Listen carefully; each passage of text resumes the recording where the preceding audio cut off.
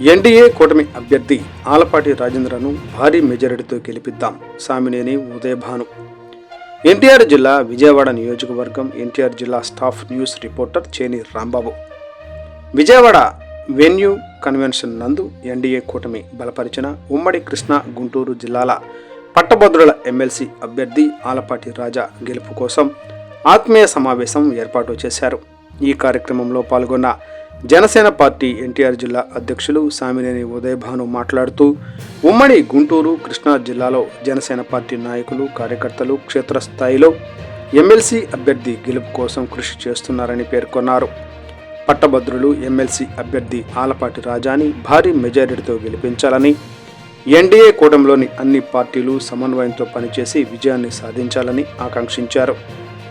ఉమ్మడి కృష్ణా గుంటూరు జిల్లాలో జనసేన పార్టీలో ఉన్న పట్టభద్రుల ఓటర్లను ప్రత్యేకంగా సమావేశపరిచి ఆలపాటి రాజేంద్ర ప్రసాద్ గెలుపులో భాగం కావాలని జనసేన పార్టీ తరపున కోరనున్నట్లు తెలిపారు.